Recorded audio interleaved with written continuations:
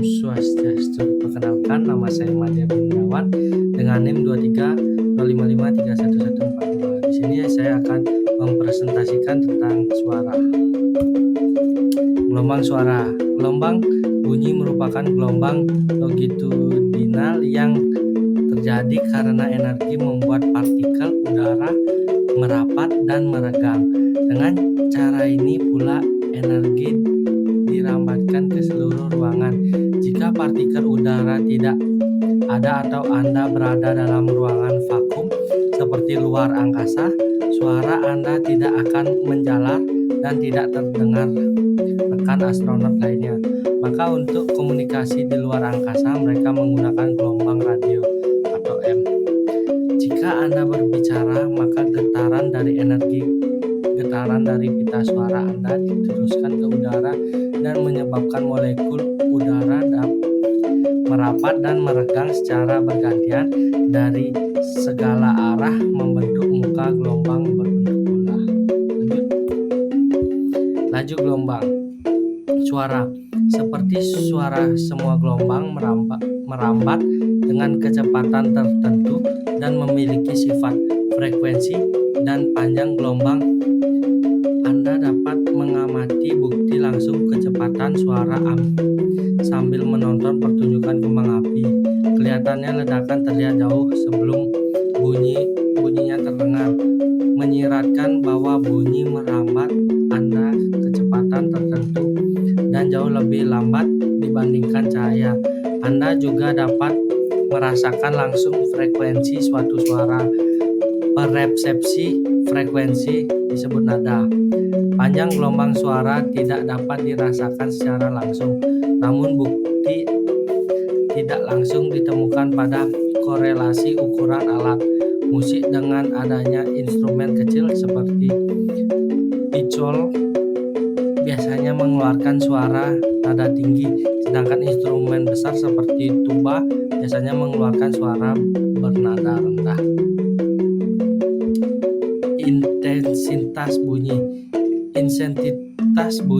Sekarang kita dapat pandang gelombang suara sebagai mana adanya, yaitu sebuah gelombang dengan muka gelombang berbentuk bola. Jika sumber suara memancarkan gelombang suara, maka energi secara merata akan disebarkan ke seluruh arah, membentuk sebuah bola yang bergerak makin menjauh sumber suara dengan jari-jari yang makin membesar. Kemudian oleh yang menerima gelombang suara atau pendengar, energi persatuan waktu atau daya tersebut diterima. Tapi tentu tidak seluruhnya, namun daya persatuan luas atau disebut intensitas bunyi satu atau energi persatuan waktu persatuan luas. Resonansi.